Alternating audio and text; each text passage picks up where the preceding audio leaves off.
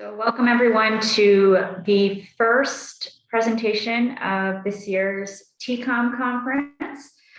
This presentation is by Mike Cull, Tiffany, Lindsey, and Jordan Constantine, and it is on safe systems. So just a reminder that at the end of this presentation, there will be a code on the last slide that will have the word for the game. If you aren't participating, there is a game for the TCOM conference, and you can find information on that on the Socio app. So make sure you check that out. And this conference does also offer CEs for specific sessions. That information can also be found on the Socio app. Essentially, at the end of the conference, you'll go to the Socio app and just fill out the evaluation link, and you can claim your CEs for the eligible sessions.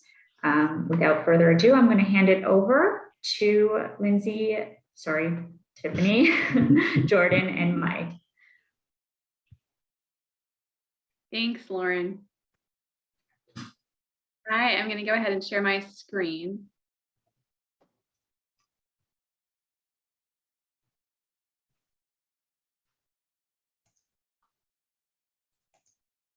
Great, can everyone see that? Yep. All right, let me take a moment to adjust my screens. I can still see everyone's faces for those who are sharing your video, and if you're not, that's just fine. Something we've learned through the pandemic is that we all suffer a little Zoom fatigue, and it's nice to turn your videos off sometimes. Well, welcome. Thank you so much for coming to our pre-conference session. We are the Safe Systems team here at the University of Kentucky. So I'll give a moment for each of my colleagues to introduce themselves.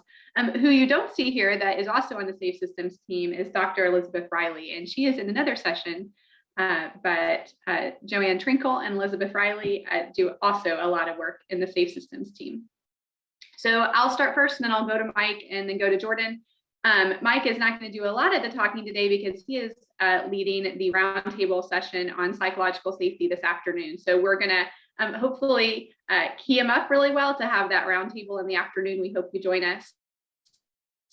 But Jordan and I will lead most of the conversation this morning. I'm Tiffany Lindsey. I'm an assistant professor at the Center for Innovation and Population Health. I was a CANS user for many years. I'm a mental health clinician who did work in congregate care and then in public child welfare, and did various types of quality improvement work, which is where I really got introduced to safe systems work, which is what we'll talk about today. Working for Tennessee's Department of Children's Services. And then I've been on the TCOM team for, I think, about two and a half years now. So that's me. I'll pass to Mike. Hey, hi, everybody. I'm Mike Cull. I'm an associate director in the Center for Innovation and Population Health at UK. Directed the Safe Systems team. We do a lot of work nationally with child welfare jurisdictions, largely around their child fatality review and their organizational culture. Been working in and around public sector mental health and child welfare for 25 plus years now, and have a long history with the CANS and TCOM. So, Jordan? Hey, good morning, everyone. I'm Jordan Constantine. I work for the University of Kentucky on the team with Mike and Tiffany and others. And I'm a senior policy analyst on the team. And a lot of my work is really connected to our systemic critical incident review process, which we're going to talk to you about some today and how that can be a culture carrier for safety culture. So Tiffany and I work closely together on that process. I have 20 plus years child welfare experience, most of which was actually in the UK. So from field work through to kind of more quality improvement type work. So I first interacted with safe systems back over in the UK, actually, in the context of our critical incident reviews there, and then reconnected with it when I moved across here and started work in Tennessee and worked alongside Tiffany doing some implementation of safe systems within the workforce development team there. That's where I also became familiar with TCOM, the TCOM tools, so familiar with the FAST, and you'll see some of the crossover today when we talk to you about safe systems improvement tools. So looking forward to speaking with you today.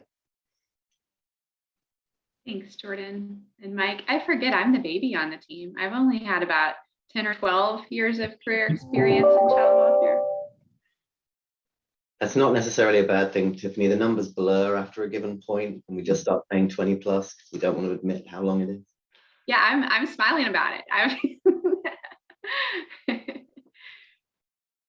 All right, so in the next couple hours, if we've done a good job for you, we will have discussed kind of the 30,000-foot view, but hopefully giving you some good kind of definitions, strategies around how safety science and safety culture are being applied, particularly in child welfare, but I think with a lot of obvious kind of implications and parallels for human service agencies at large, just for human service work at large. Public child welfare is commonly our space. So that's kind of the space that we feel comfortable in. It's where we have a lot of examples. Jordan and I both have done a lot of work in congregate care. And so the mental health kind of human service work broader than public child welfare certainly intersects with public child welfare is also where we go to for examples and thoughts, and also where we're excited to increasingly be doing some work. Our Safe Systems team is really starting to grow in that area, and that's exciting for us. So we'll talk about that, how it's being applied in child welfare, but we hope with some good parallels to human service work at large. Specifically, we want to talk about a systemic critical incident review process, how that's a culture carrier, how important it is for systems that you have a thoughtful, systemic, supportive process for understanding bad outcomes, unwanted outcomes. And then specifically, we want to talk about the Safe Systems Improvement Tool, because that is a really practical, concrete tool that you can put into a system to guide not only systemic critical incident reviews, but also quality improvement work at large. And we're excited to dig into that a little more with you. We wanted to start actually a poll to kind of see who's in the room, what the knowledge is of safe systems, safety culture, high reliability organizing, which is maybe a term that only a small portion of us are familiar with. I'm going to start that poll. Actually, I don't get to see it now that I'm screen sharing. Thank you, Lauren or Stephen. So we'll give you a minute just to identify how familiar you are with these terms, and that will help us know kind of what to touch on today.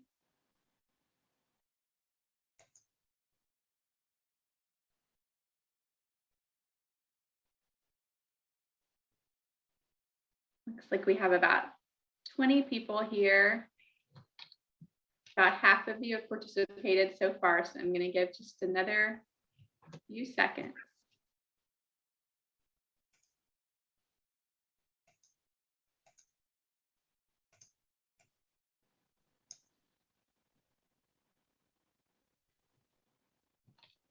All right, we're close. We're to 16 out of 20. I'm just going to take it.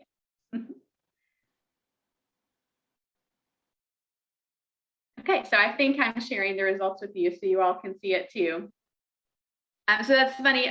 Basically, none of us, only one of us is familiar with high reliability organizing. That's a term that you would see more in healthcare and aviation. We draw a lot from the high reliability literature, so you'll definitely just know that we're referencing that today. But safe systems and safety culture are probably terms that we're more familiar with in human service work. So it looks like a good portion of you have some familiarity with safe systems, safety culture, but actually the majority of you, this is the first time you're hearing it. That's exciting for us. All right, that was really helpful. Thank you. That helps us kind of ground the room and know that we're having the right level of conversation. Oh, Lauren and Stephen, I should say whenever I see somebody entering the lobby, I'm just blanket hitting admit. Do you want, I'm letting anybody in. Do you want me to defer to you all for that? I'll ignore those. Yeah, I've been watching, I can admit. Okay. I just hit without thinking and just do it. So as Mike mentioned earlier, we do quite a bit of work in the public child welfare space, and we're really honored to be a part of the National Partnership for Child Safety. We are the academic partner, the technical support for the National Partnership. I have a map that will show you a little more what that looks like. It feels important to say because I just want you to be familiar with kind of our groundedness to this work and what it typically looks like for us. The majority of our effort is dedicated to the National Partnership for Child Safety, which, as far as we know, is the largest quality improvement collaborative in child welfare and also the only member-owned quality improvement collaborative. So that means that the jurisdictions who participate in the partnership also comprise its governance.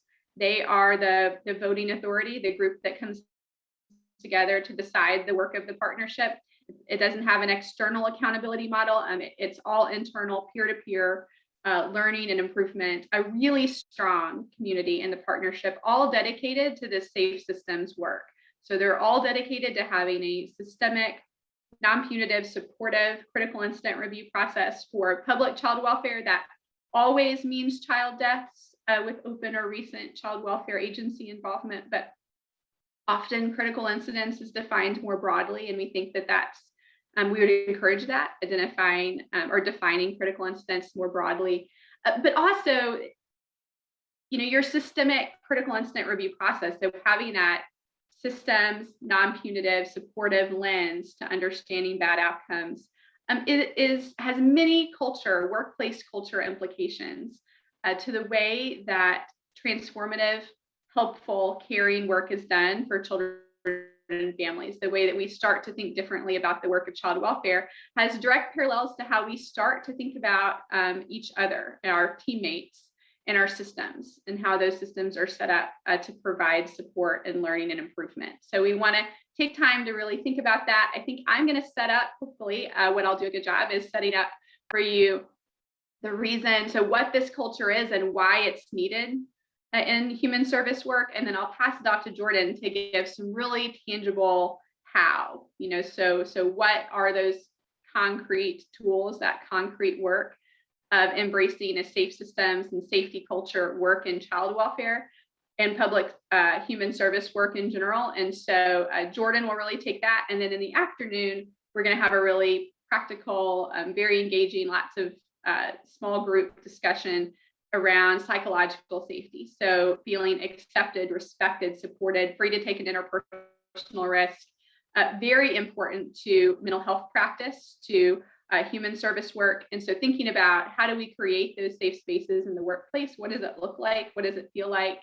How do we take just even one next step towards helping us get there will be what we dedicate the afternoon towards. So here's the National Partnership for Child Safety. We do actually have an additional jurisdiction. Allegheny County, Pennsylvania just joined. So all the jurisdictions you see in purple are currently in the National Partnership. They intend to engage in some data sharing across the group. That's it's not that you just intend. I mean, they're going to share data across their group, but they don't do it yet. They have their backbone organization and support is through Casey Family Programs, and then the National Center for Fatality Review and Prevention, which is housed under the Michigan Public Health Institute, are partners towards all the work of the partnership, and in particular, data sharing. So all the ones in purple are currently in the partnership with the addition of Allegheny County. We think that I think we represent over half of the children in state care nationally are in the partnership or are touched in some way by the partnership. And then those that you see in pink are jurisdictions that are familiar with this work, follow it, get involved. We think that they will join the partnership in the future. So what is culture? We're going to spend some time today really unpacking culture. We fundamentally believe that culture is definable. So you can describe it, and we think that you can change it. You can be very intentional to change it. Culture is really how people problem solve. It's how work gets done. So Edgar Sheen, he's written some really seminal works on culture, and in particular workplace culture, and how that's enabled, empowered by leadership. It's really just about how people adapt, people problem solve, and that's kind of widely accepted as the way work gets done. And so it's always getting passed down to new members. So you probably don't have a culture training in your workplace, you might, but regardless of whatever that training says, certainly the more experienced members who are training, mentoring, kind of bringing up your new team members, they're not only teaching your kind of work as prescribed, like your policies, your practices, they're teaching just how the work gets done, who you go to, what happens when there's a problem. They're teaching that every day to new members and then enforcing that themselves across their group. So culture eats strategy for lunch. You've probably heard this phrase or some variation of it, as said originally by Peter Drucker. We talk a lot about culture in agencies. Culture is how we do things. Our habits, again, it's how we solve problems. It's not always our best intentions or our strategies or the things that we hope will happen. Culture can get in the way of our implementing new strategies successfully. So we can have a new evidence-based practice. We can have something new that we want to do, and yet culture can get in the way of our meeting our goals. It is measurable and changeable. We can shift our culture from where it is to a place that's closer to where we want it to be. If you were hearing Mike Cull talk through this slide, he would give you a really good example about likening it to being trauma informed.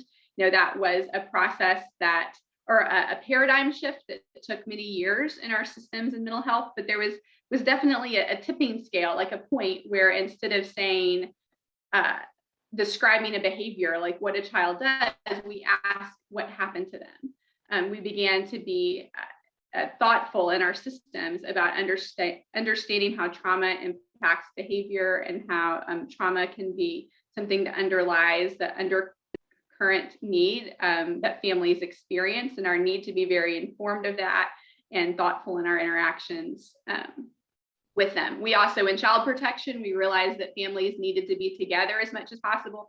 Separation can really only be a last resort. So it was this shift kind of in our paradigm from thinking that children needed to be separated from unsafe families to thinking that we really must find ways as much as possible to support families staying safe and together. So as we work towards creating a safety culture, we're thinking about applying safety sciences as we learn from other disciplines. So this is a newer conversation in child welfare, just like becoming trauma informed. Even just 10 years ago, this conversation in public child welfare, and I would say even today in the human services work at large, this conversation largely doesn't happen. It's a way that the culture of our industries are changing. So we're going to look to a lot of other industries to think about what safety culture can look like in human service work. So system change versus culture change, right? So how many of us have worked on a big or little improvement initiative? Probably a good number of us. System change is about our strategy and our intentions. So it's the work as we've drawn it up to be. It's that work is prescribed. But culture change is about habits, right? So it's where all of those practices and strategies sit. And certainly culture is really significant to how successful our strategy really is. So what is safety science to inform a safety culture? It is an organizational culture that acknowledges the high-risk nature of our activities, our determination to constantly achieve or to increasingly achieve safe operations. So it's that commitment to zero harm. It's saying we know the work that we do has a direct impact on the safety and well-being of those that we serve. And so we acknowledge how high risk that work is, and we're always wanting to find ways to do it better and safer. It's very importantly, it's about promoting a blame-free environment where people can report errors or near misses without fear of reprimand or punishment. So it's creating that type of restorative accountability, which we're going to unpack a little later, and blameless reporting, where you know if somebody makes a mistake or has an unanticipated outcome in their work, that they will come to you and they will tell you, and they know that they do that without fear of reprimand, without fear of harm coming back to them, that we're all here to learn and improve and make our system stronger.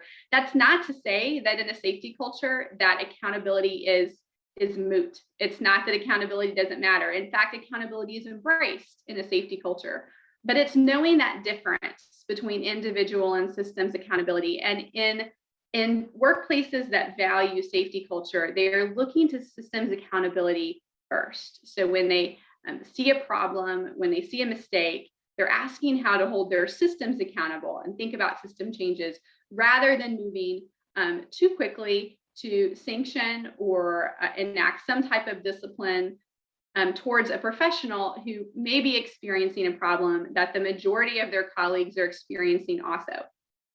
When Jordan and I do systemic critical incident review work, when we help agencies develop their child death and near-death review processes, one of the first things we tell them is the outcomes are rare, but the behaviors are not.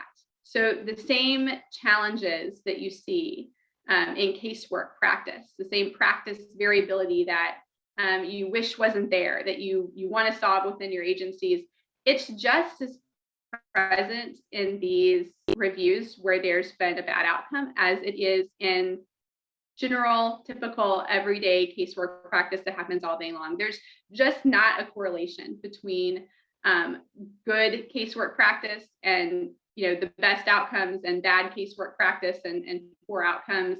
It's just not true. Sometimes we stumble into good outcomes in spite of a variety of casework challenges.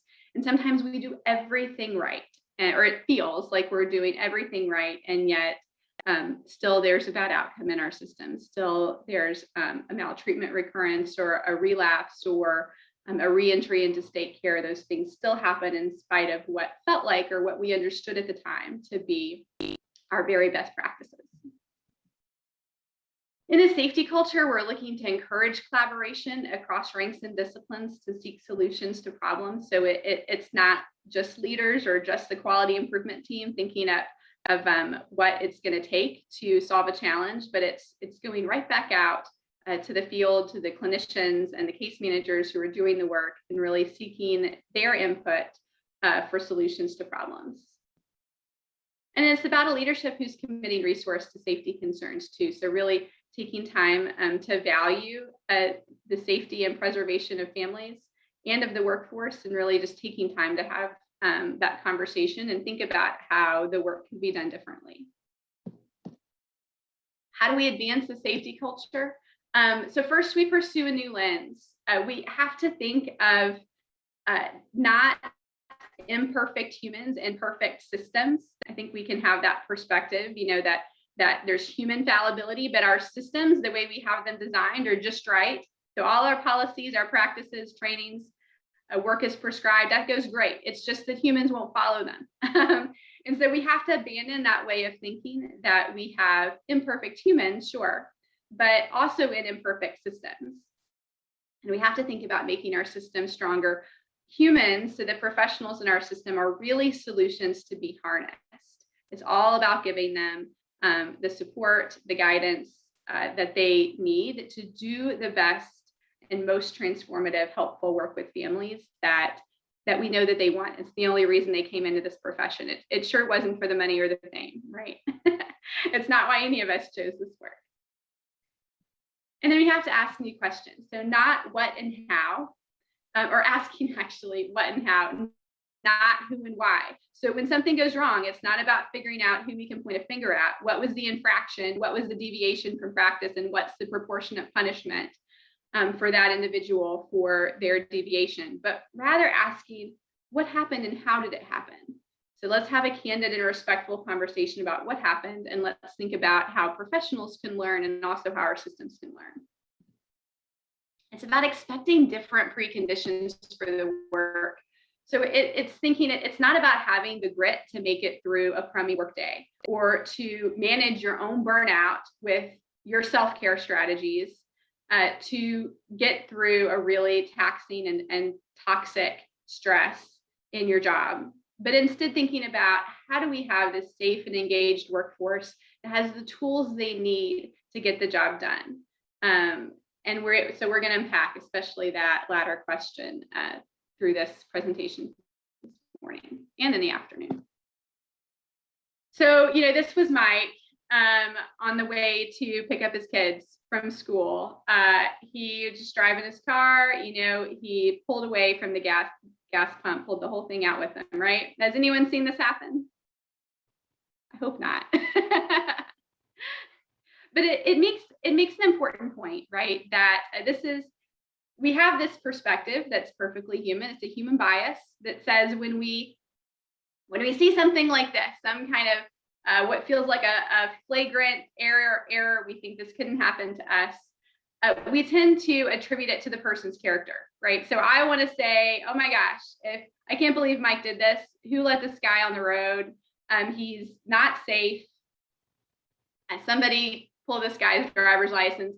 But what he doesn't need, right, is a new policy or a new training. Obviously, he didn't mean for this to happen. He probably was distracted. And if it had happened to me, I would have been immediately more accepting of context and circumstances, right? I'd be very quick to point it out to you. So when it happens to somebody else, I think it's the result of their character, some type of human flaw that they have. But when it happens to me, I think, oh my gosh, I just got in a car, or I just got in a call from my school about my daughter who had, twisted her ankle or gotten hurt while she was playing soccer, and I knew I needed to get to her quickly. We're instantly more appreciative of context. Fundamental attribution error. If you have that human bias, then that just makes you a person. That's something we all carry with us. If you've ever been driving on the interstate and you've cut a person off, that would be another example. When someone cuts you off, you want to be mad at them. But when we do it, then we think, oh gosh, I didn't see that, or I got distracted. I looked down for a moment. We bring these cognitive biases to our work every day. So we have to create workplace cultures that are willing to talk about them, that are willing to talk about those biases openly without a fear of judgment or reprimand, but that we can just have open conversation and look to our teammates to help us manage our biases. So fundamental attribution error was the one shown that we just talked about before. Confirmation bias is when you imagine entering a home or beginning work with a family and you think you know what's happening. Maybe you feel like you've already worked with families in the past who had a very similar presenting condition or concern, seemed like they had very similar involvements or needs. And so you seek out information that confirms what you think you know. It means you're going to listen for the things that confirm your thoughts, and anything that might challenge that, you easily kind of tend to dismiss or put outside your assessment process because it just doesn't fit. It doesn't fit the box that you've already created for the family. Selective attention. I don't know if any of you have seen that video where the monkey, or they're passing a ball. They're all in the stadium. They're passing a ball, and you're supposed to count how many times the ball is passed. And about half the people won't mention or won't see a man in a monkey suit who will pass right through the center of the stage. It's because you're focusing so much time on that ball being passed and counting it that you don't see the person in the monkey suit who passes through the stage. And I think he even stops in the middle and he waves his hands and moves around. Once you see it, you can't unsee it. You can't believe you didn't see it before, but it's selective attention. It's just the way our minds are designed to work. Hindsight bias absolutely affects the work that we do in systemic critical incident review. When you see the bad outcome, you tend to think quite clearly about what you believe led to that bad outcome. And it makes it seem so clear what decisions should or could have been made that would have prevented the critical incident. But in reality, when you're in the moment, those decisions do not feel nearly as clear as they do in the benefit of hindsight when you're looking back. Severity bias is the other one. We think that when something really bad happens, that we have to do something proportionately severe in response. Human service work and child protection and child welfare work in general, really high experiences of traumatic stress and emotional exhaustion. This is coming from the child welfare literature. Human service work at large has similar numbers. It just happens to be even higher in child welfare. So we follow that literature a lot since that's where we do most of our work. But child welfare professionals report relatively high levels of secondary traumatic stress, so about 1 out of 3 child welfare professionals report high levels of secondary traumatic stress. Over half support severe levels of secondary traumatic stress. So severe levels meaning it has a really significant impact to their functioning, to their life. These are the people who feel really spent, emotionally burned up when they just get up in the morning to start work. So it's not that they feel spent at the end of their workday, it's that they feel spent before they've even gotten started. And then 90%, in some literature, 90% of child welfare professionals experiencing at least some signs of emotional exhaustion. So you see it setting into people early in their careers, and it's just something that never really goes away. There are 3 levels of stress response. You all are familiar with this, I'm sure, as people in human service work. We're all familiar with the Harvard Center for the Developing Child and all the work that they did to understand the effects of stress in children and the 3 different types of stress that we as humans experience. Before they ever studied actually the effects of stress on children, they studied the effects of stress in first responders. And so certainly much of the work in child welfare might be considered first responders. And some of the work we do as mental health clinicians is crisis responders, suicide intervention. Certainly those fields can be first responders also. So 3 levels: positive, tolerable, and toxic. Of course, we always hope that we keep our workplace professionals kind of experiencing only the positive and tolerable levels of stress, but we know that it tips into toxic stress. And I worry sometimes that it's not just tipping, but that it stays there, that for a lot of professionals, we just stay in the levels of toxic stress. And there is a difference between tolerable and toxic stress. It is about the stressor, but it's mostly about the presence or the absence of protective relationships. So it gives us this need, because professionals, just simply by virtue of being human, experience bias, because we know that they experience trauma. We know that they experience fatigue, which we're going to talk about in a minute. It gives us this foundation where we know the type of culture that we work to create in our workplaces is absolutely fundamental to how we recruit and retain a highly skilled workforce who can really promote, collaborate, assist, the families that they serve. This is an fMRI scan. I think it was a person experiencing, I think, more than a day. It was more than a day, so a 24-hour period without sleep. An fMRI scan taken before and after. So when they had a restful night's sleep, and then when they had gone a full day without sleep.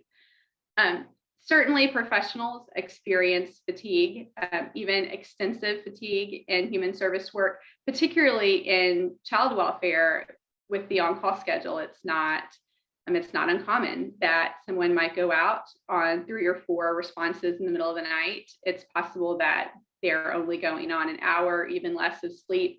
And in public child welfare, we might have that expectation of that professional, even after working all night and being up for 24 or 30 hours straight, that they still come into work to go to court, maybe to meet with a judge or testify on a case. Those circumstances where we can't always have a teammate stand in, for that court appearance. So the expectations, also driving clients, families just across the state as they receive treatment or counseling, as we move them to a placement. Those types of needs can lead to professionals who are up many, many hours without sleep, and we hold them accountable, right, for the decisions they make in those fatigued moments. So you can see in this fMRI scan that the difference in brain activity. It's the emotional centers of the brain that are really highlighted in the bottom image. Under sleep deprivation, that lasso that connects that emotional centers of our brain with our prefrontal cortex, that logical, rational piece, it's severed. And so the ability for our emotional and the rational portions of our brain to connect to one another, under sleep deprivation, it doesn't happen, which is why you may be, if you've ever noticed a time when you were sleep deprived, you might have been a little more likely to yell at your children, to not use that calm, assertive tone that you normally would use, the gentle parenting practices. You might be more quick to be punitive, to make decisions more quickly and with less thought than normally you would. It's because you literally don't have the full capacities of your brain available to you.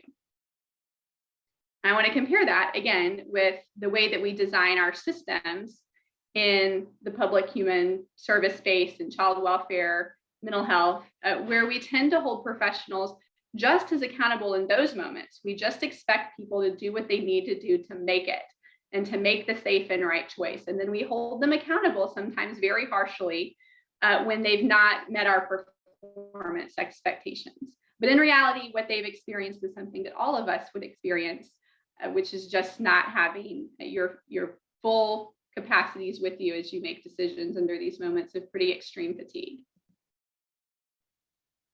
I think it was in 2018, maybe January of 2018, we hosted a summit, or we helped host a summit at Vanderbilt University, where we brought in leaders from all across the country, child welfare leaders from all across the country to really start to talk in concrete ways about the need for a certain type of culture, a safety culture in public child welfare. And we asked leaders to draw pictures of what a person looked like when they were experiencing burnout. So what does a child welfare professional experiencing burnout look like in their agencies? And this is some of what they drew. I want to open this for conversation, since I know some of you are probably clinicians. What comes out to you in these photos, these drawings? Anything stick out? Anyone use art therapy with families?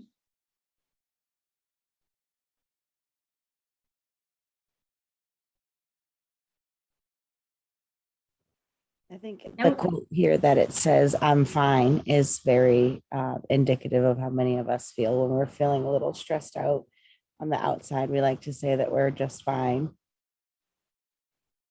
Yeah, thank you, Janelle. You're right. That tendency for what we refer to as hero behavior, which is actually not safe, not supported in other industries. If you were a pilot driving or flying a plane, you're not supposed to say, I'm fine, I can fly again. After you've been out for so many hours, the expectation is that you say, I'm tired, I can't go any further. It's actually engineered into the process where you don't continue to fly, you don't continue to work when they know that you've reached that moment where you couldn't safely work any longer.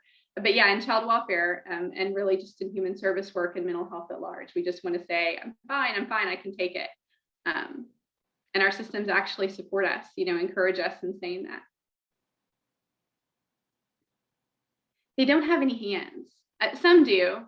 That one person who's pointing, the person in green with the really pointy teeth, is saying you with the exclamation point. He has hands.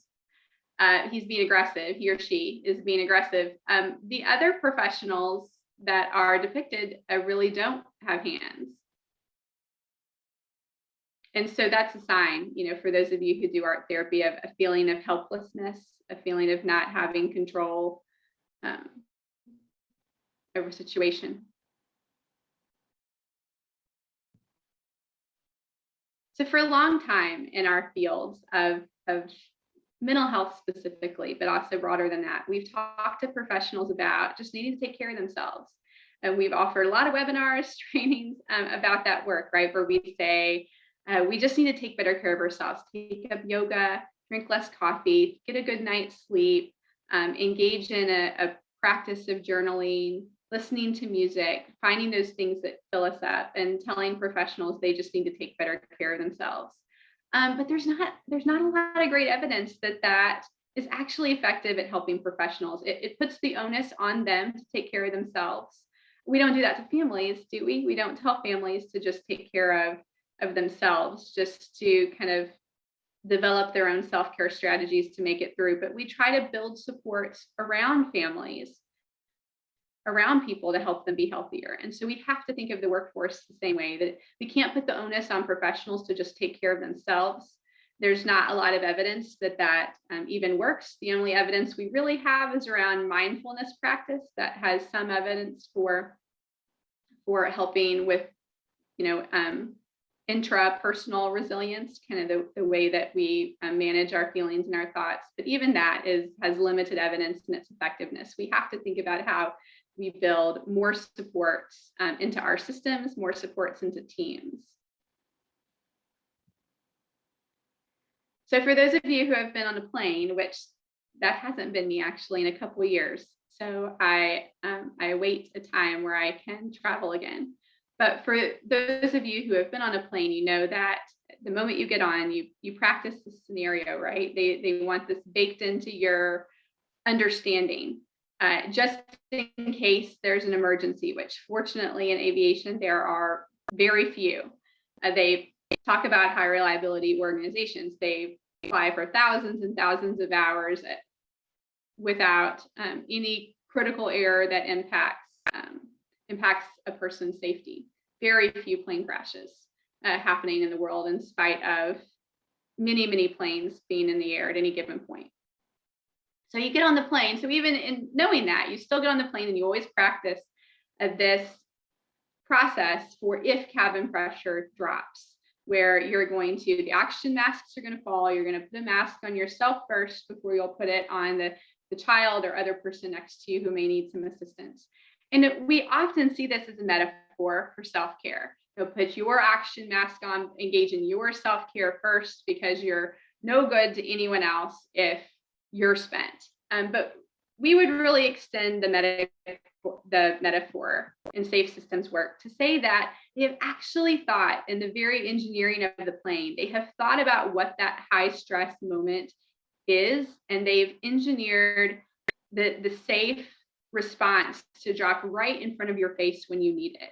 So in aviation, when there's an emergency, they've thought ahead to that stressful moment, and they're literally dropping the solution right in front of your face. You don't need to talk to the attendant. You don't have to go find the pilot to say that things feel a little funny, that you wonder if maybe the cabin pressure is dropping. Is there something that you could do? Should you track this for a period of time to see if it continues? No, it's engineered in the plane to understand that it's a stressful moment and that you need a solution that you literally couldn't not see. It needs to be right in front of you. So we have to think about what those parallels would be in our human service work. Maybe we should, we have time. Let's spend a moment and unpack that. What do we think in human service work? I'm sure you all come from different agencies and have some similarities, but certainly distinctions too. What is some of that, those high stress moments in your work where systems need to build in additional support?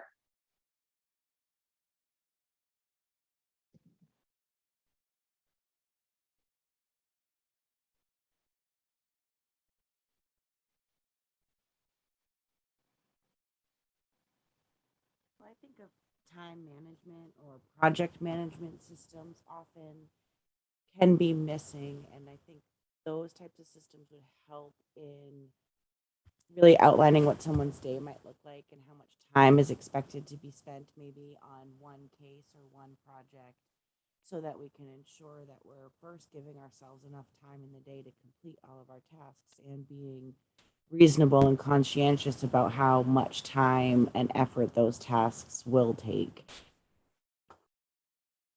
Yeah, thank you, Janelle. So it's being realistic about how long certain things take, and knowing that time and project management, I think if I heard you correctly, that certain types of project management software, those things can be really helpful. Also, they can be really time consuming and actually just can be distractions.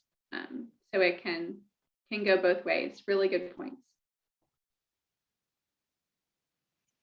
In public child welfare, where we've done some of this work, a topic that frequently comes up is that the high stress moment is when you know that you're on response, you're meeting with the family, and you know the children aren't going to stay where they currently are.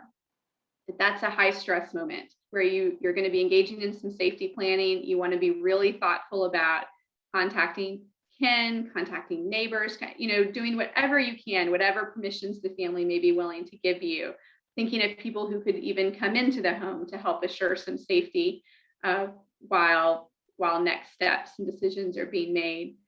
Just thinking about all of the stress of that moment, and that a professional being alone with a family in those moments is really just not a well-designed system. We've seen teams make different decisions where whenever they know a child is not going to stay where they were found, that somebody else immediately deploys to assist that person together so they can think collaboratively about next steps. It's not just lots of phone calls, the endless game of phone tag, but actually somebody right there beside you helping you do the work. And that they think that they have fewer entries into care as a result. They've taken that high stress moment and they've found a way to better support it. And not surprisingly, they see better outcomes.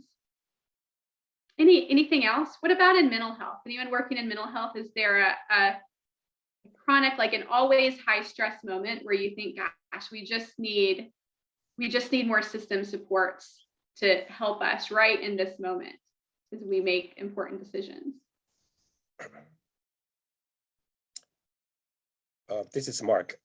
I want to make sure you hear me. We can hear you, yes. Okay. My name is Mark Chung. I'm from LA County. Actually, I'm a child welfare area. I want to follow up what you just talked about, the stress. As a manager, I experience my team members that stressed by when they face uncertainties, something they don't know. It doesn't matter what. So when a court, when juvenile court call, oh, you have a call from the court, and my team member just jump, some crying, what's going on? What did I do wrong? Refer back to your very beginning, the culture that we create, those blaming. I must be doing something wrong. That's why I got a call from the court, and the stress level shoot up high to the point you cannot even see where they are. So similarly, for some team member, when they go out to a child abuse referral, when we obtain some information, gun, violent, and then suddenly they just really stressful. And those uncertainty I observe become very stressful to the team members. All the times, it depends how people, the resilience level and how experienced they are. I find out if the team member, like you say, if there's no support, no supervisors, observe the indication, the signs, we know these team members really stressful. It pretty much, we know that it wind up the team members leaving the child welfare because, like you said, there's nobody care about me. Why I want to do the job, right? So I think this is what I observe, the stress in the child welfare, specific in Los Angeles County, in my office, Metro North office. Thank you so much, Mark. Those are really, really important. Everything that you said, important words. And I think probably words that we can relate to nationally. How many professionals in our system, early career professionals, people who just joined us, that just get burned out and leave. We don't even have the time to really retain and build up, to really build that expertise, that knowledge, because early career, they're scared. They're concerned about the families they're serving. They feel uncertain to do it alone, when our response is, well, just tell us what you need, right? We might be well-intentioned when we say that, but when we say, well, just tell us what you need, it might carry the expectation of, I'm just supposed to do this alone. Yeah, so to go back to that picture of the professional, the burned out professional saying, I'm fine. So just thinking that you can just do it, because we don't have supports baked into the system. That mean when there's a concern of a weapon in a home, when we're concerned about a family's violence and want extra support in our assessment, we don't have that baked into the system, so that we know always, no matter whether you have 10 years of experience or you have 2 weeks of experience, you're always going to go out to that home with another professional who can walk through those next steps with you. Same thing with court. You were mentioning the relationships with court and court calls, and you fear, oh gosh, like so easily, especially early career professionals can have that fear and dread of what does that mean and what happened.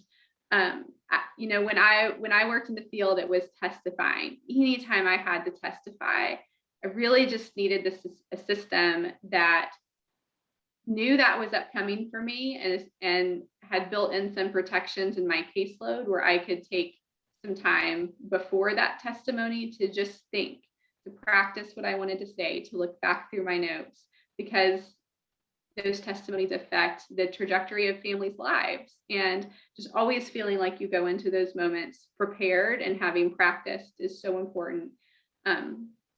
But not always the support that we bake into our systems.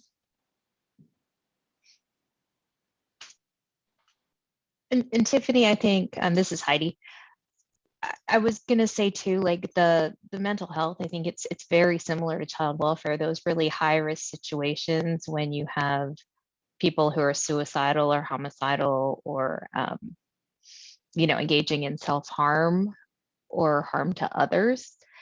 And I think helping yourself or people you're supervising find that balance between having empathy and going into countertransference is really important, because that's where I think people experience more stress, is if they're kind of taking on a lot of that emotion in the situation, and you know, they really have to remain self-regulated in those situations because people are really struggling with their emotions, and those are, you know, high impact times. And then especially in supervisory settings, making sure people have time and place and space to process what they were going through during those situations afterwards.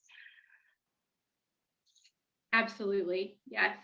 And as someone who did mental health practice, I had a private practice for many years. In those moments, you can just feel such panic. Yeah, and how do we build that support into our systems so that clinicians have the support they need and they have it timely as they're having those conversations and making safety plans, you know, alongside clients, definitely. So how do we think about resilience as a property of our system, right? So it's not about professionals having the grit to make it through the workday. It's not about professionals having their own internal kind of resilience strategy. It's about thinking, what are the relationships between us, and in what way does the system interact with us, that we can just bake that support in right where we need it, right where we need it the most. That's about having shared accountability for outcomes across the system. It's not about professionals and pointing fingers at them or enacting some kind of sanction whenever there's a mistake or an error or some kind of performance or practice variability, like documentation, you know, being entered late, some type of performance variability that we don't want to see. We can't think that pointing fingers and sanctioning professionals is really going to lead to the outcomes that we want in our system.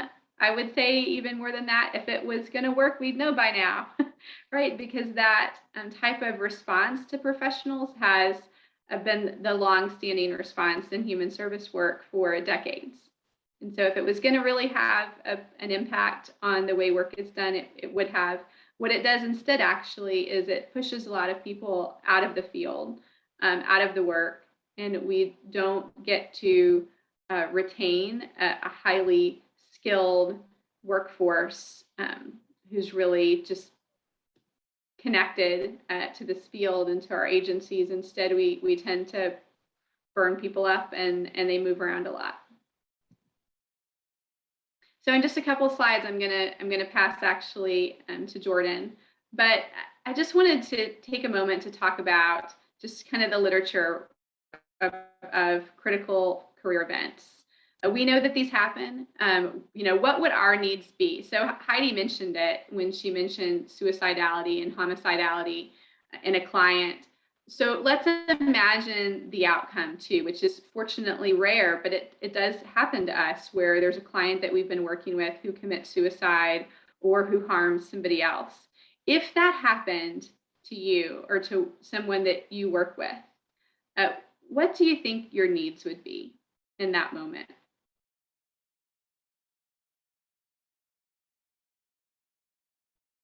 What would you need most from your system?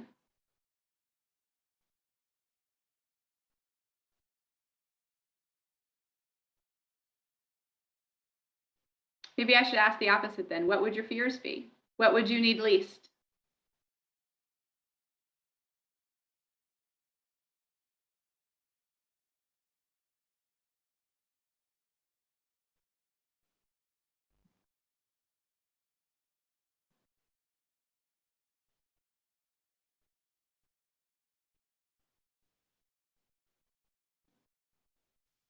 Oh, I'm not following the chat. I'm sorry about that. If you're putting something in the chat, I've not seen it.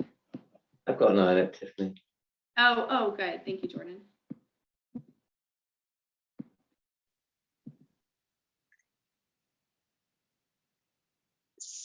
So I can say I went through this when I was very young in practice. And it was kind of indirect because I worked in a psych hospital. So of course we did have people who completed suicide. And it's definitely a very scary experience. And just really needing someone to process like the hurt and loss. And, I worked on a kids unit, so it was hard. And then having, kids' parents do it and needing someone to really be supportive of having to explain that to kids.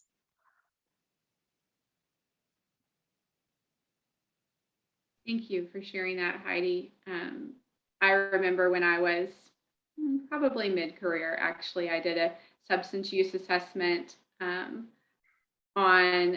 two youth. I did it at separate times. Actually, didn't even know they knew each other, but I did substance use assessments on two youth who later died from drug overdoses, accidental drug overdoses. And I remember just thinking, oh my gosh, what happened? What did I recommend? Because I certainly remembered them. I didn't remember exactly everything that had come out of my assessment. I know that it involves synthetic marijuana, and I remember just staying up at night worrying if I had even asked about synthetic marijuana, which I knew very little about at the time. And I don't know if that was a routine part of the conversation that I had with youth then. We've got a few responses in the chat, Tiffany. Tracy said she'd need support most. Lavina said empathy and support, but not sympathy. Validation's helpful as well, that, I did whatever I could. And Yvette saying that safe space to process what's happened. Yeah, thank you. Yes, absolutely.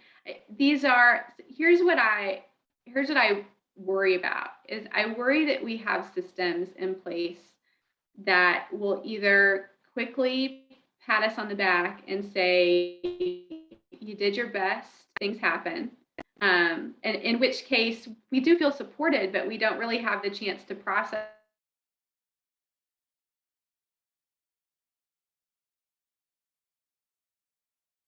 happened to us. And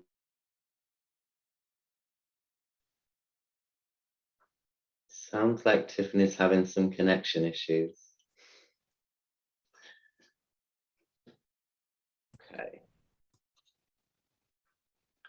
I'm sure she will make it back with us, but in the meantime, I am going to continue on. So, and I can't remember the last sentence Tiffany was actually saying before she went off, now in my slight panic about the fact that my co-presenter has left us. But I think, what she was really talking about was some of the things that we need when those critical career events occur, right? So what is it that we need from our system? What is it that we need to have in place? And as you know, a number of you have alluded to, you know, that support. I think you talked about empathy, not sympathy, and having that safe space to be able to process through what happened. And I think one of the questions that Tiffany had posed was, you know, what's our fear in those moments? What do we need least? And you know, blame is a common thing that we would hear in response to that question, right? So a system where it's maybe a punitive approach to making a mistake, a blaming approach to making a mistake, creates that kind of fear culture that I think is, you know, actually it's been described in a couple of the examples you talked about today. I think Mark, you were talking about the court system. So that fear of, you know, what have I done? What have I done wrong? This sense of fear about consequence for making a mistake, and these kind of critical career events. So, you know, within a safe systems approach, we really take a different view of those types of critical career events. And, you know, building on what Tiffany has been talking about already, really thinking about how the system can support workers in those crucial moments. How can we provide a context that's supportive and that also we can learn from, so that we can learn from those experiences to really have that impact and make those improvements in our system. One of the things that we know is helpful, and bear with me a moment, I'm going to share my screen. I was going to add something, Jordan. I think we underappreciate how, you know, when professionals experience these events, it's, you know, potentially the worst professional day of their lives. They're invested in these families, and they still have to do work. And so I think we've wrestled at times with systems thinking about how to respond and put policies in place. I think a really important thing to think about, if you're thinking about that, is that it be individualized, because, you know, systems have wrestled with, okay, something like this happens, so you get 3 days of leave or you're pulled off cases. For some people, being on leave and being at home with a support system might be exactly what they need. For some people, it's going to be isolation, where they're sitting at home ruminating about what happened. And so it really, I think, important to think about the response being individualized to the needs of the professional. Thanks, Mike. Sorry, I got disconnected. Oh, Jordan was masterful. He jumped right in.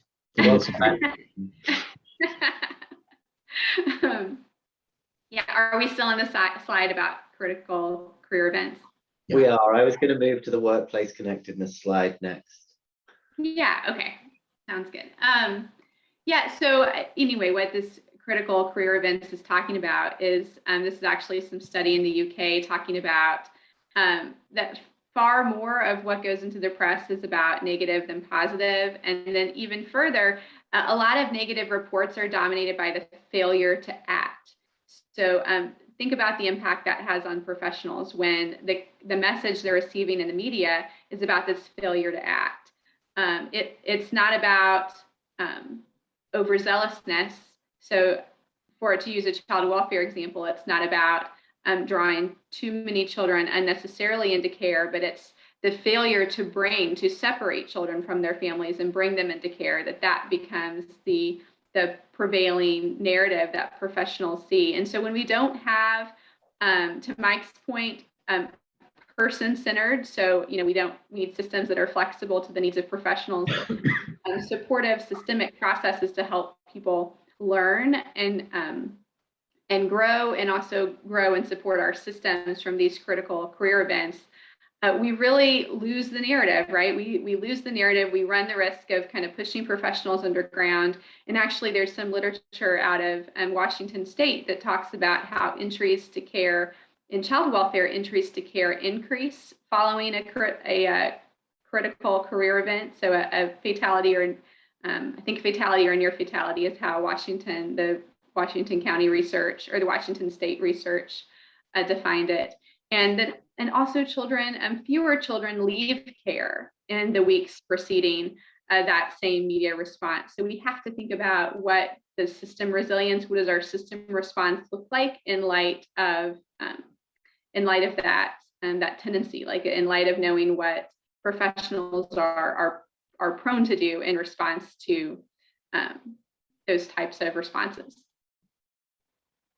So we just had an example here of Gabriel Fernandez out of LA County, just talking about the media response and how that became actually criminalizing professionals who had worked with Gabriel Fernandez and his family. This This is a video, but we won't show that actually. We'll just move forward to make sure we stay on time. Workplace connectedness. So, often we think of professionals experiencing traumatic stress as a result of the experiences they have in working with families, the traumas that they uncover and that they can enter into to help families achieve health and wellness. So just the trauma of the job and the clients that they're working with. But in reality, there's some research that shows us that's the traumatic stress professionals thought they would experience in entering the job. It's really about the relationships between professionals, and when professionals feel like they're being judged by their colleagues or by their system as a result of a bad outcome or a mistake. So this is just kind of wrapping up what we spoke about, and then I'm going to hand off to Jordan. Professionals that come into our system every day, they are subjected to, just by virtue of being human and also by doing such high risk work. They experience stress, burnout, fatigue, bias, all of those things simply because they're human and because they're doing this work in human services. We put that into work as prescribed. That's all of our strategies, our best intentions for how we want and intend for work to happen in our system, so that it doesn't think of culture. It's thinking about what is our work as prescribed. We put people into this bubble of what we believe and know to be our good, strong, evidence-based practices designed to help families. But it never happens exactly the way that we intend, because things push, our systems push on professionals and the work they do with families through economic constraints, through operational constraints. And work doesn't happen the way that it's prescribed. It doesn't happen in light of our best intentions to want it to look a certain way, to follow the research for what we know best helps families. And we push professionals to breaking points where mistakes and sometimes some really high consequence mistakes happen. Again, the outcomes, the bad outcomes are rare, but the behaviors are not. So what we see in the literature is that really taking the time to be intentional about safe systems, embracing the safety culture and work, thinking really about what that means and how we can operationalize it, helps put people back into the safe margin. It's never because work looks exactly as it was designed to be. There will always be some variations, and those variations need to be embraced and understood. They need to be explored, not things that we shame and blame professionals for, but thinking about, that it is in the safe boundary. And that's certainly what we want most of all, is for safe, reliable, effective practice to occur. All right, I'm going to pass to you, Jordan. Do you want to share your screen? I'll quit sharing mine. Yeah, thanks, Tiffany. And I just want to check in with the room. We were feeling that we might need to give you a brief break at this point, just as we transition. So I think I'm actually going to do that. We are just at 11:10. So if we can maybe take just 3 minutes, 3 minutes is even enough of a break to go and stretch and come back. We'll transition over, and then we're going to tell you a bit more about how the work's being applied. So we'll see you at 12 past the hour. All right, thanks.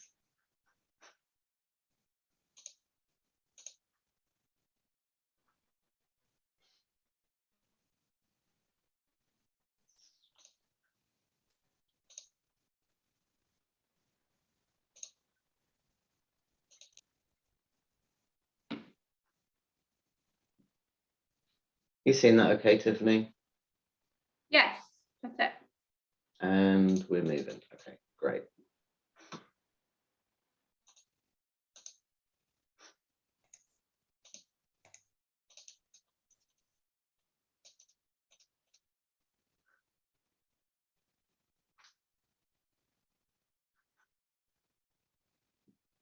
I added into my slide deck this morning some of those like safety culture slides we use all the time that you just went through.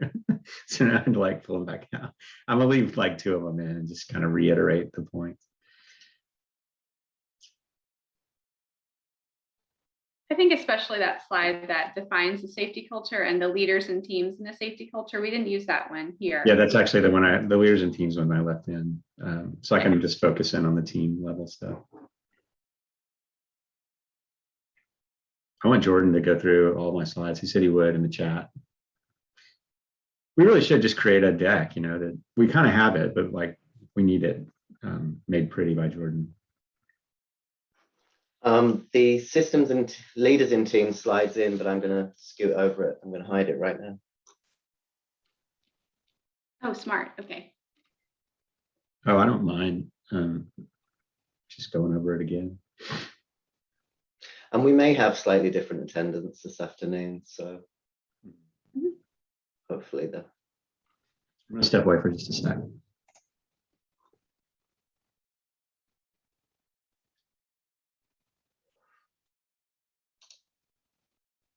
I don't think you have to show that introducing the SSIT, the YouTube video, if you don't want. We could just enter it into the chat. Yeah, I think that's smart, Tiffany. If you're okay to post the link in the chat, I think that'll work better. Yep, I will. I'll pull it up now, so that's easy for me to do. Sorry, I went over a little. It's a little hard to time. I just don't do this talk enough to It's okay. have the timing work exactly right.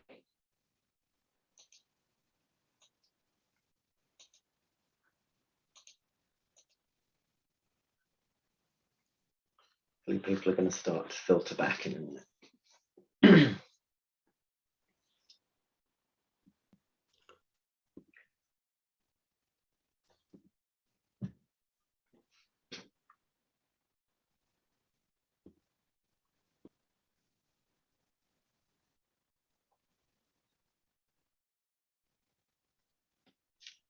These next couple of slides, Jordan, the old and new view of decisions, we've really talked about it.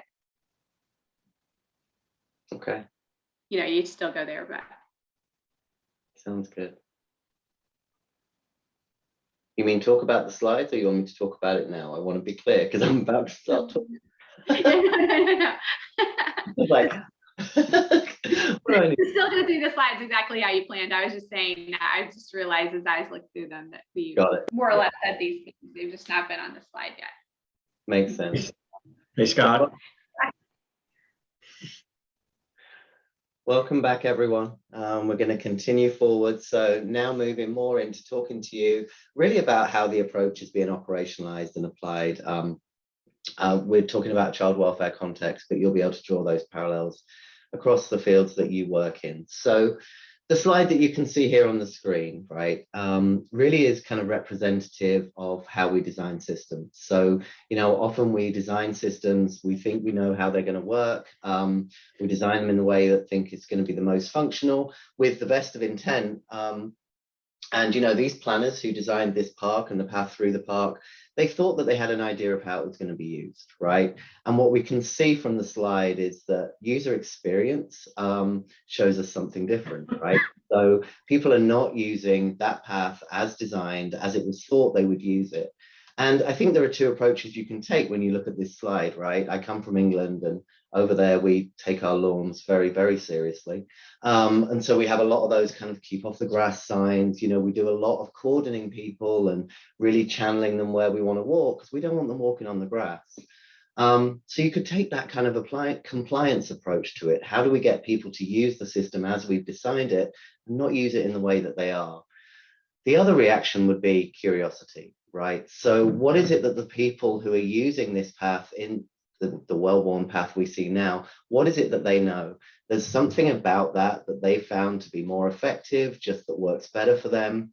So if we have curiosity about what that might be, we stand to learn something about our system and the way it's been designed, right? And that then gives us an opportunity to actually design our systems in a way that's more intuitive to how they're actually being used by the people who experience them. So thinking about, how we take on this safety culture approach, safety science approach, particularly when we're thinking about decisions made by professionals. And Tiffany's kind of touched on this already. And in the old way of viewing decisions, we would maybe take the view that, professionals just needed to get it right. So if a mistake occurs or an unexpected outcome occurs, we immediately go to that individual blame. So, we can take that view that bad things happen because those individuals, those people are making mistakes. And people who make mistakes inherently must be bad professionals, right? So that would be when we start to see those kind of punitive responses that we see in our systems about, really blaming professionals for those individual errors. We also used to take the view that blame was a motivator for safer behavior, right? So by really holding people accountable and maybe making an example of that and of them, and those are dark days in our systems, right, when we respond in that way, but in some way that taking that blaming approach will motivate a safer behavior. So we just need more compliance, and then people will behave in a safer way, and some fear of consequence if they don't. And then importantly, this idea that micro-regulation prevents misjudgment. So I just mentioned kind of policy and compliance and checklist spreadsheets. Those kind of things, if we just monitor more closely and more effectively, then we're going to be able to control what's happening and actually avoid those errors or misjudgments occurring again in the future. As I think Tiffany said earlier, if that approach worked, we would really have seen the outcome of that by now, right? We would see it working. So in a safe systems approach, we take a different view of decisions. So we recognize that the risk of failure is actually inherent in high-risk interdependent work. So, in a field like child welfare, mental health, behavioral health, we recognize that, that risk of failure is likely to occur at some point. So we're thinking more about how we can then respond to it. And we recognize that risk is emergent and we can't always foresee it. And when we talk about child welfare cases, and maybe if we're doing critical incident reviews, we'll make that point that what we're often looking at are common casework problems. So the type of things that you would see in casework every day, decisions that are being made, and workers, when they're making those decisions, don't know what the final outcome is going to be, right? So we don't always know, we can't always predict or foresee what's going to happen as a result of a decision that we make, but we make it with the best of intent based on the information that we have at that time. We also know that all people are fallible. So that famous quote, to err is to human, right? How many of us have not made a mistake in our professional lives or at work? Yeah. I think we can probably all say that we have. So we know that it's not indicative of somebody who's not a good professional, but that actually making mistakes, making errors is just a human part of how we work. We also want to think about how we prepare professionals. So Tiffany mentioned this before, but having this well-prepared workforce equipped to do the job and to operate as effectively as they can within the system that they work in is going to be crucial, right, when it comes to effective decision-making and decision-making with children and families. And then this idea that predictable discretionary space and adaptation are key to safety. So this is really the contrast to that kind of micro-regulation over compliance approach that we might take to avoid errors. And this approach would recognize that actually giving people space and discretion to make judgments based on the information that they have is actually helpful in terms of making safe decisions, right? So it's a very different approach to decision-making that we want to really think about when we're thinking about how a safe systems approach is operationalized.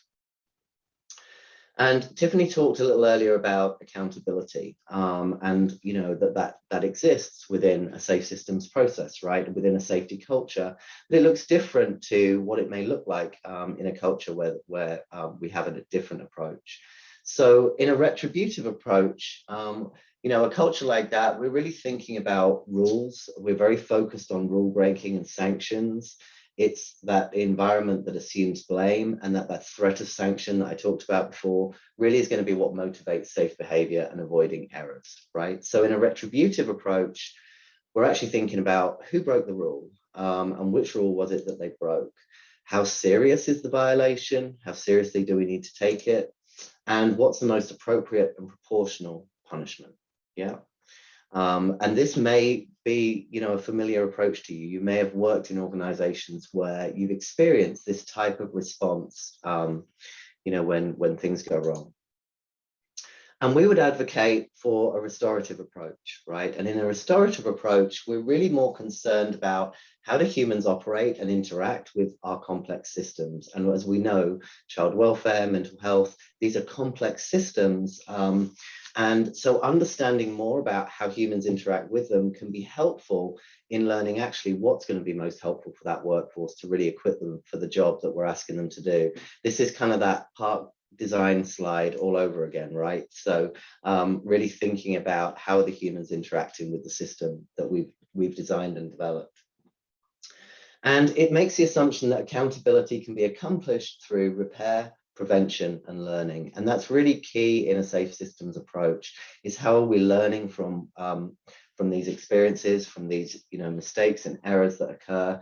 How can that support improvement, system improvement, to really prevent those occurrences in the future? So in a restorative approach, we're asking, where were the system opportunities? So this idea that not everything is centered on just the professional, that's really the start of our inquiry, but we're wanting to think about what the system opportunities were in that case. We want to know, what did we learn? So what did we learn from that experience? What have we learned collectively? How can that support us moving forward? And what can we do better next time? So how do we take that learning and then integrate it into the types of system improvements that will help us operate more efficiently in the future? And one of the ways that we do that, and I'm going to touch back on this slide briefly. This is, going back to what Tiffany was talking about building resilience into our system. What we know is that, in a safety culture, leaders will strive to balance that system and individual accountability, right? And the way that they do that is by valuing open communication, transparency, that continuous learning and improvement. I'm fortunate to work in a team where I feel very psychologically safe. And, if I make a mistake, it's okay to say that. That's been a culture shift for me, because I've also worked in systems where that wasn't the case, right? So and you have an experience of when you feel that and experience that in your workplace and when you don't. So that probably resonates with you at different, in thinking about different roles you may have had and how that organizational culture, really played out from the leadership level, but then also at the team level. So what would you see at that team level in a safety culture? We'd see teams who were monitoring themselves and their colleagues and their systems for stress, right? They're looking ahead, they're thinking about what might come next, and they're also monitoring for those early signs of stress within themselves and their team. They have intentional practices of shared accountability and equity, right? So there's some transparency in how they actually operate as a team and how they manage the work that they're doing collectively. And they're able to anticipate and also respond to unexpected events as a unit. Yeah, so that kind of idea of cohesion with the team and how they're able to mobilize and respond becomes really important. Sorry, I lost my cursor momentarily. So, and Mike, I'm actually going to invite you to talk about this slide because I think, we're going to be focusing on critical incidents today, but we also, focus on how can teams really operationalize this work. And I'll let Mike talk you through some of the ways in which we talk to teams about doing that. Yeah, this is, if you guys are going to come to the session in the afternoon, we'll spend some time on these habits too. I think when Tiffany was setting up this idea of a safety culture, and she put up the slide about safety eating culture for lunch, there's this understanding that culture lives in an organization's habits, how we do things, how we solve problems. And so this slide's kind of a distillation of the teamwork and psychological safety literature on sort of 6 habits that we think we've distilled down that exist on teams that are safe, effective, and reliable. So if you want to click the first one.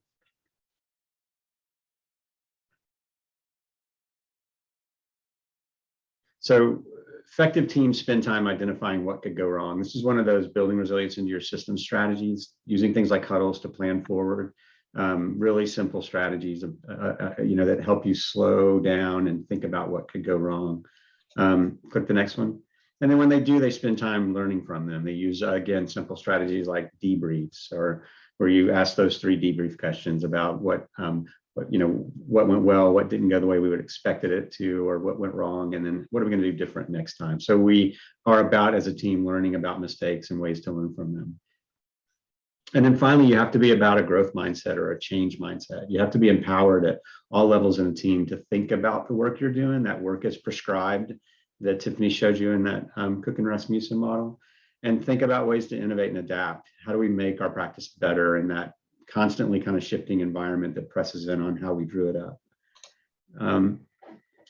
You have to communicate effectively using strategies like standardized communication tools. So developing a way of understanding who knows what in your organization and communicating about it, so everybody has what they need. Again, this is about building teams that support resilience, not from the capacity of a human to sort of survive another crappy day, but building resilience into your system so that oxygen mask can drop down in front of you when you need it. So you have to be able to understand who knows what and communicate about it.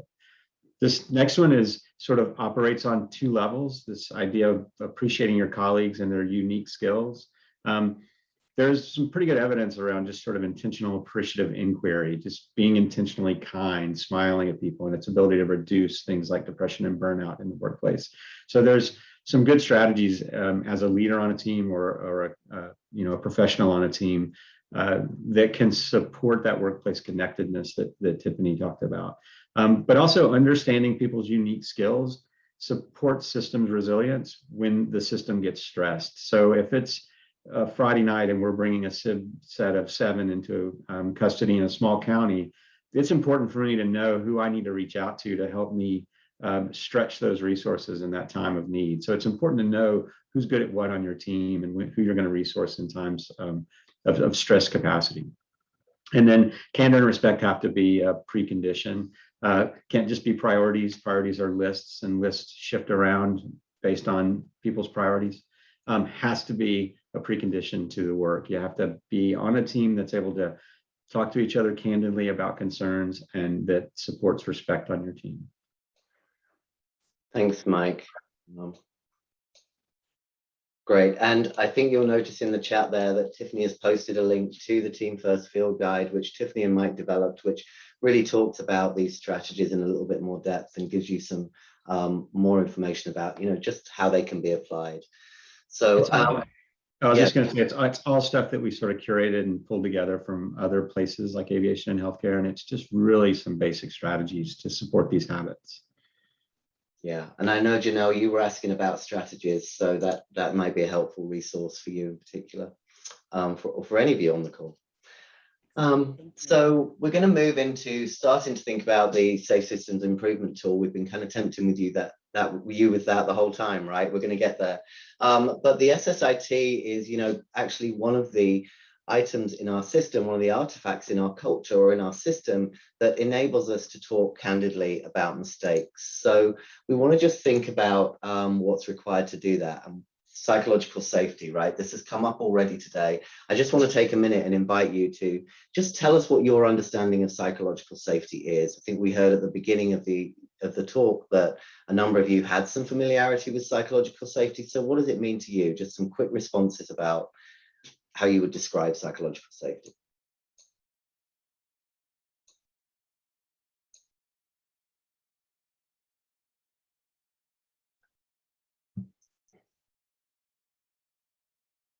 What would we see and hear if a team was operating in a psychologically safe way?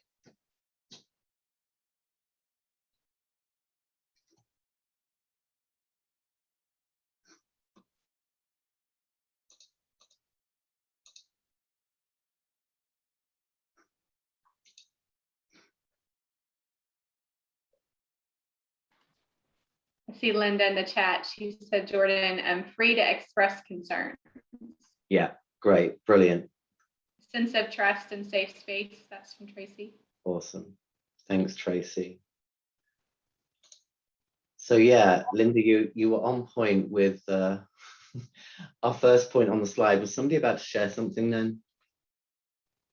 I heard someone. Okay. Great. So yeah, being valued, freedom to express what you think. Yeah. All evidence of psychological safety, right? What we'd see in those teams if we were seeing psychological safety. And Maricela, I noticed you said trust and security. And I think the important thing to note about trust and psychological safety is we know that trust exists on that individual level, right? So within a team, we might feel trusting of our colleagues, but uniquely, psychological safety can exist even where there's distrust, right? So psychological safety is something we experience often in a group setting, but it's within a particular moment in time. So I may feel psychologically safe in one moment with a group of people. I may not feel and experience it in the next moment, right? So there's a connection with trust, but it's uniquely different because we could still have that distrust, but still feel able to speak up and say what we think and feel that level of psychological safety in that moment with that group that we're potentially with. So yes, it means that we can ask questions without feeling stupid, right? So we can say what we see, we can ask a question and not have that fear of being judged for it. We can suggest ideas without sounding disruptive. Yep. So those ideas and thoughts are valued. And anyone can solicit feedback without seeming incompetent, right? So important to think about the role of feedback in terms of psychological safety. And Mark, I noticed in the chat there, you said about being fearless and peace of mind. Yeah. So you're absolutely right on that kind of lack of fear of consequence, right?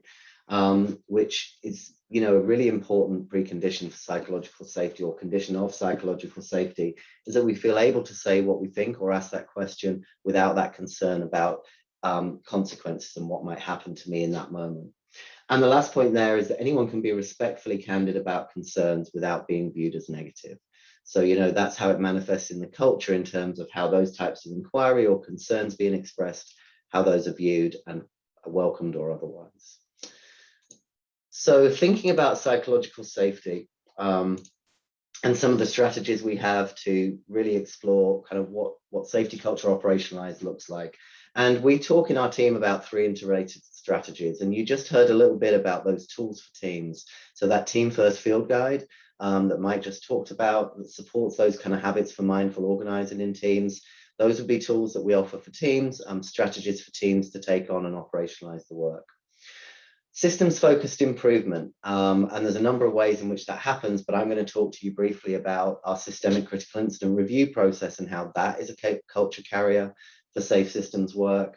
And then the organizational assessment. So that's the other piece of work that our team does, where we do some assessment of the organization. We have a safety culture survey that has validated scales that's looking to measure, you know, what's the workforce's experience of their work, their team, and also their wider organization and culture.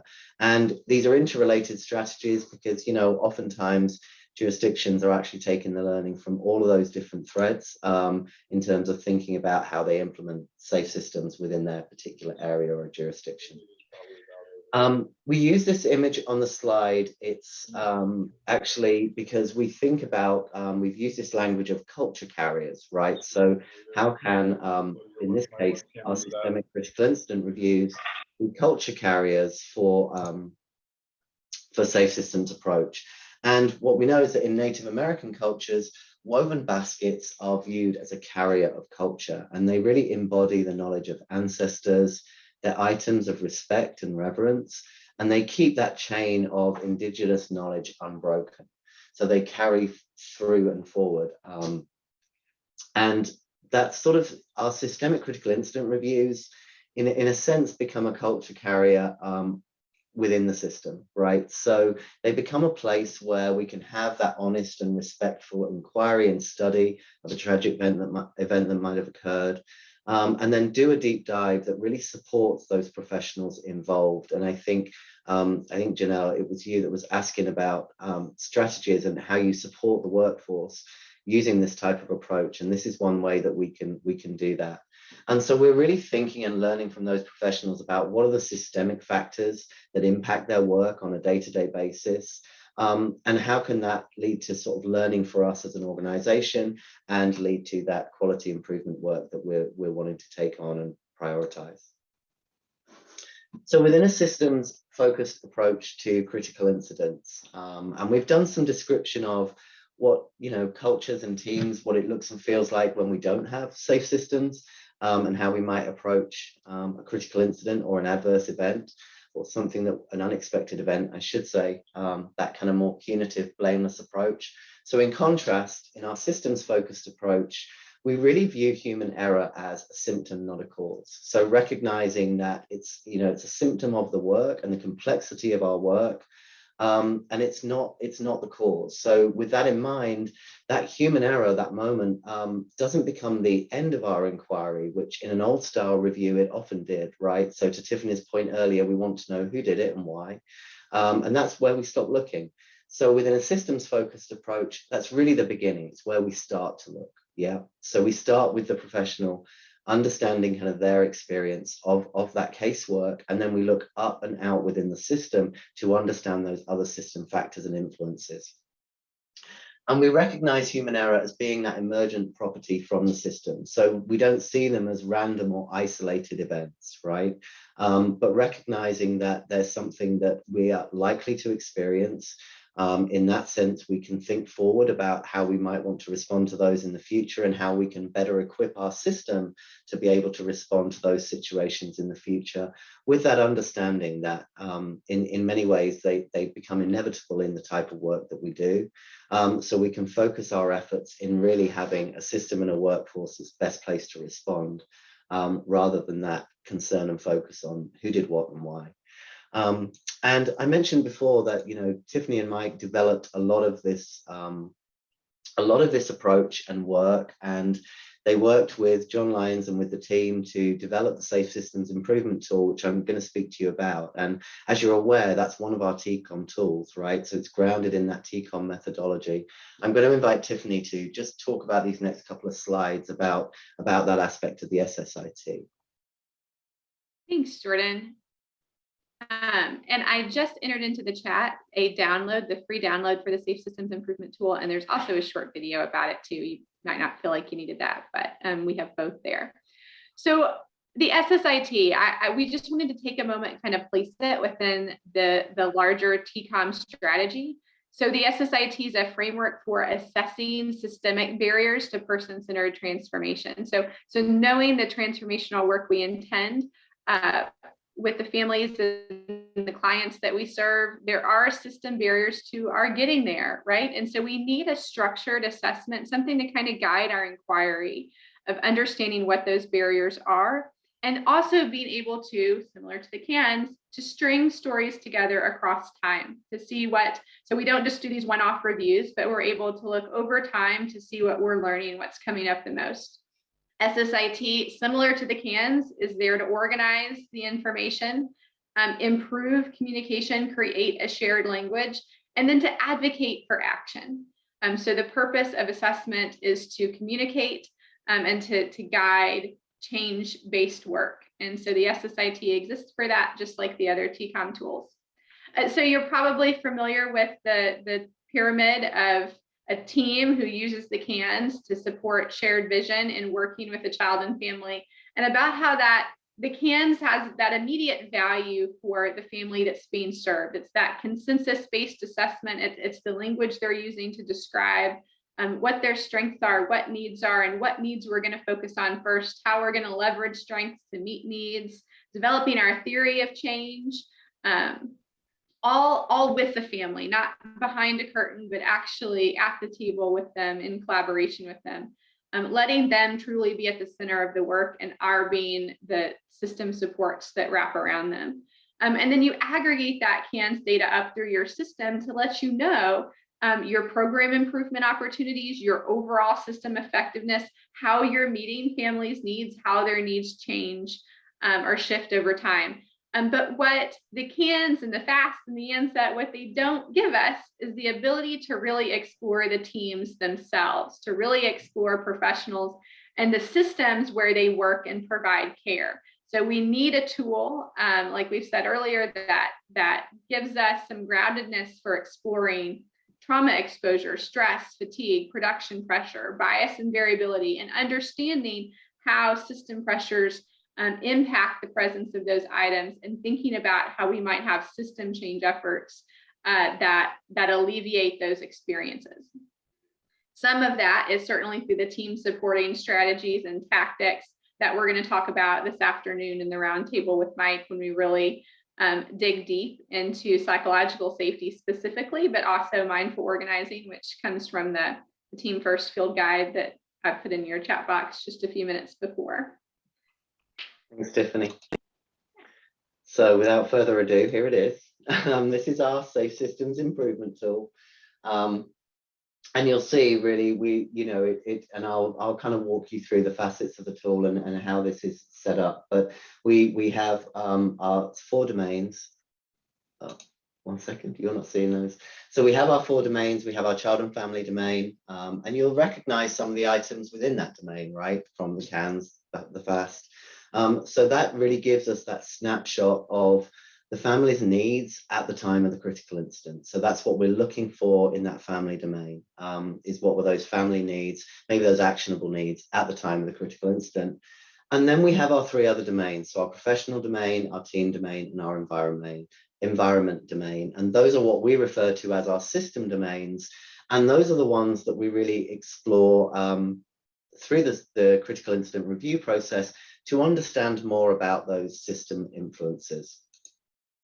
And as Tiffany's mentioned already, the SSIT is an assessment tool. Yeah, so it supports our understandings of the problems experienced in child welfare work, gives us that opportunity to advocate for change.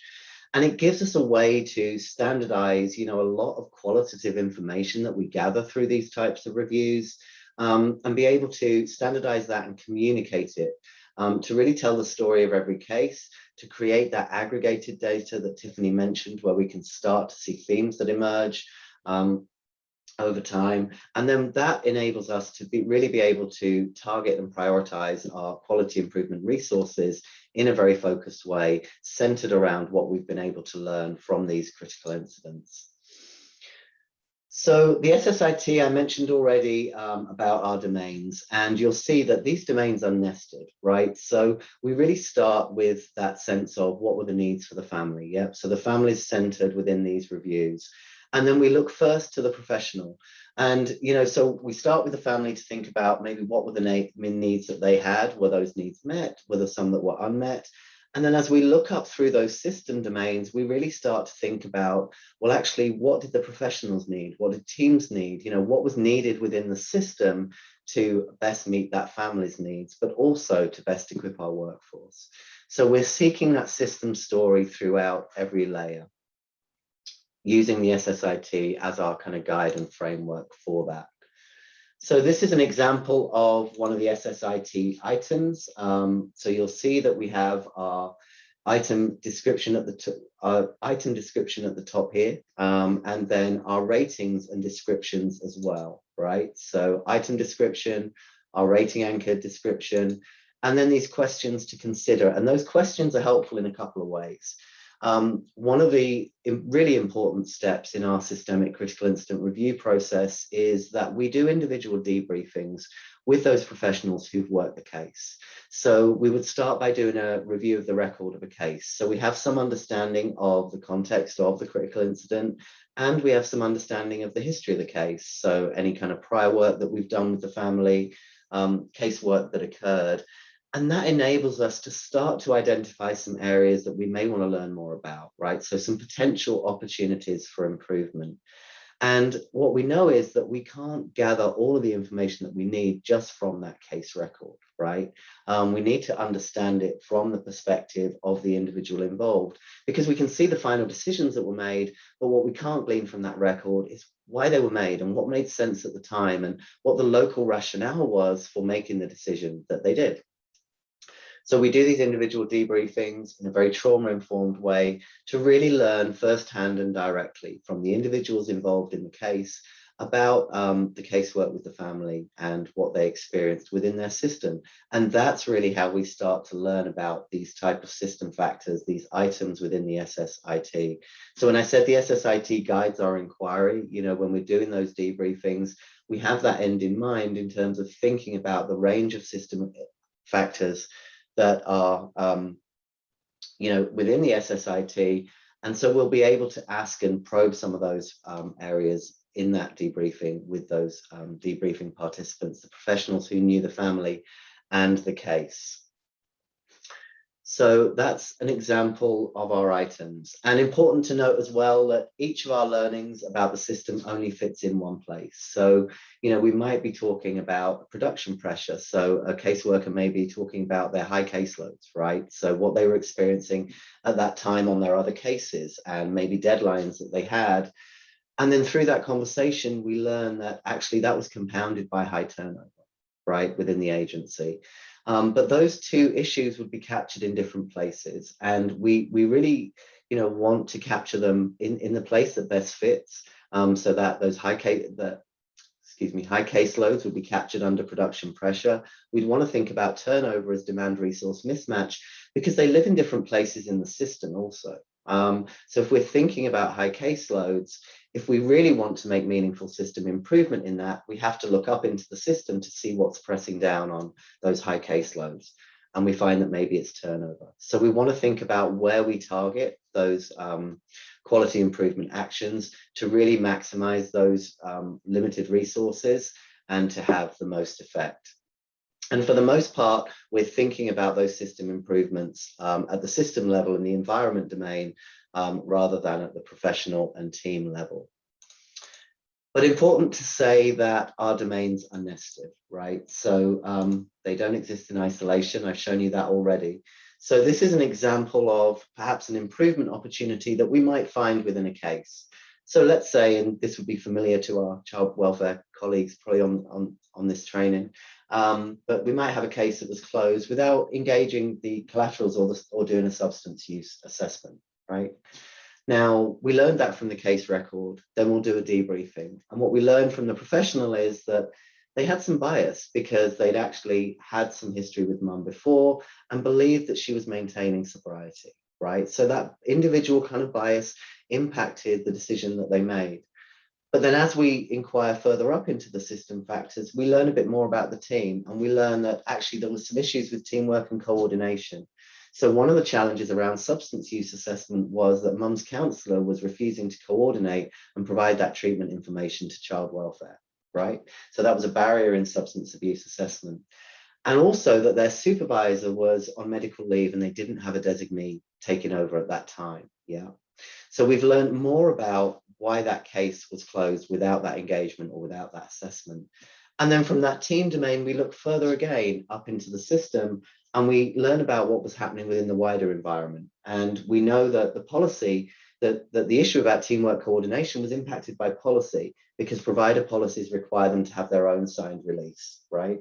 And we know that demand resource mismatch further up in the system was impacting that supervisory support that was available to that caseworker because there was a high number of supervisors on leave, and vacancy rates were high across roles. So it's an example of how we start really with that case and what we know from the case about the decision making. We start with that professional domain and then continue to look up and out within the system to really understand where we can focus our improvement efforts. And it also, it's an example of how those domains are nested together and interconnected. So I want to talk briefly about improvement opportunities and was really hoping we'd have more time to hear from you, but for the purposes of time, I'm going to give you an example of what those are and really want to encourage you to think about the types of improvement opportunities that you've maybe identified either in your own work or work with teams or within your systems.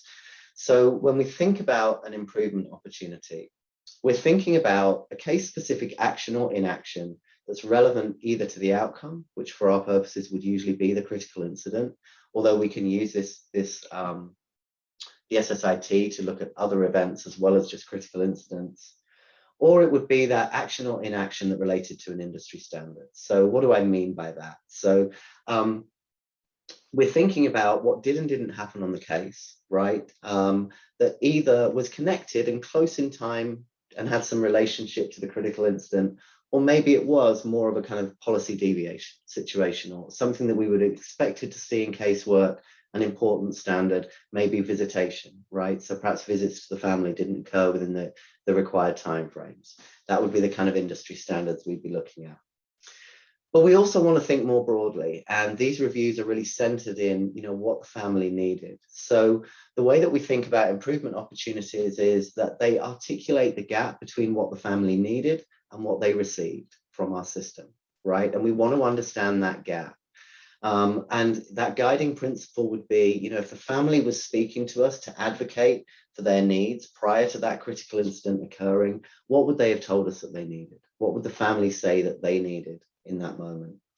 And so those are the improvement opportunities that really help us start thinking in that new frame about these types of reviews that look beyond just those deviations from policy and, you know, what we'd expect to see and work as prescribed, right? So we're not just looking at what we should have done on a case and whether we did it, we're also thinking about what we could have done that would have best met that family's needs, right? And it may be something that actually isn't an expectation within our system right now, but something that it would be really helpful in investing our resources in developing and creating. So, you know, that's how we continue to transform child welfare, is by identifying those gaps for families and thinking about how our system can adjust to support and meet those gaps that those families experience.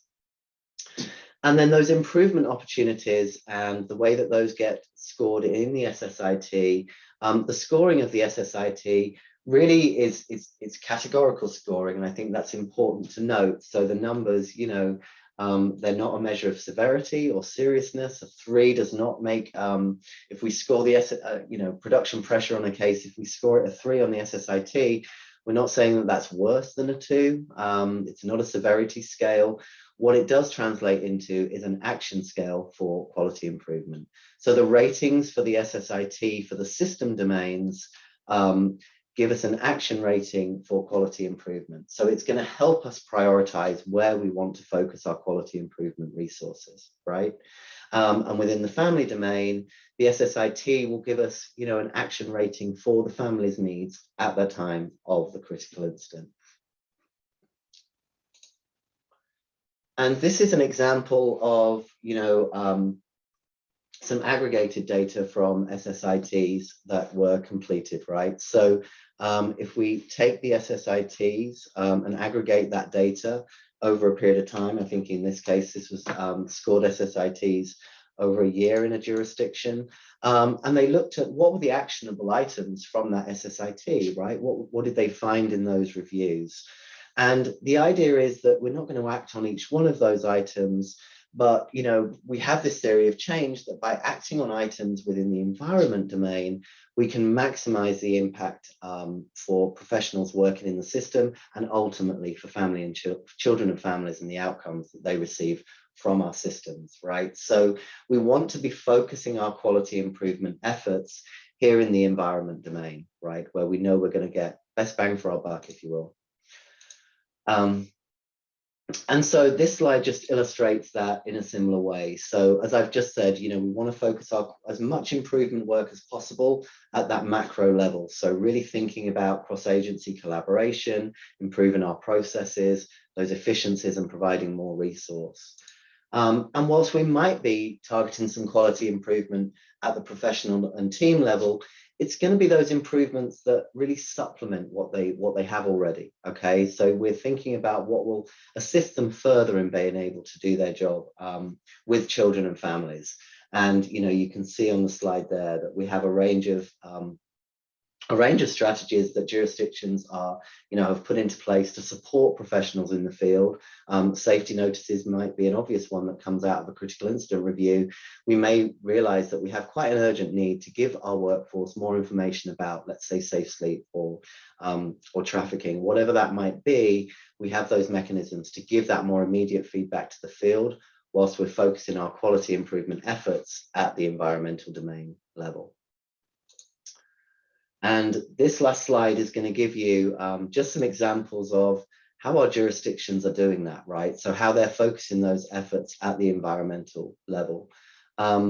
So here's some examples. By improving the quality and access to infant safe sleep coaching and resources, you know, we can help families prevent some of those safe sleep deaths that we see within our system. Or it could be that we're thinking about those youth who are vulnerable to trafficking and exploitation. So, you know, by reducing youth runaways from state care, by building prevention supports, And we can also maybe create teams who become primary caseworkers who search for youth. Those are the types of system improvements we can make when we recognize that this is an unmet need within our system or a gap for those families in terms of what they're needing. We also think about, that increased engagement of non-custodial parents, but in particular fathers, and that's, something that we see from these reviews. So how can we better support and engage families within our assessment and within that casework, and within finding the solutions and hearing about their solutions to the issues that they're experiencing within their family. And thinking about reducing unnecessary exits to state care, we know that that's a priority, right? And how can we think more creatively about the ways that system can support families, right? And really give families that transformative help. So not our traditional systems of punishment and compliance with families, but really help them to transform so that they can best meet the needs of their family. And then lastly, thinking about substance use, substance use assessment, which again is something we see commonly in these reviews. How can we improve the quality of our assessment to better support families within that? The last thing to say is we have resources, right? So there are some resources that may be of interest to you. I'm going to post these 2 links in the chat in just a moment. KC Family Programs, who funds and supports the National Partnership for Child Safety, developed this knowledge brief about the application of safety science in critical incident reviews. It's a great read, so I encourage you to take a look at that. And then there's a role of safety culture video, which again will talk to you about how some of this work is being actioned in different jurisdictions across the country and being used and applied.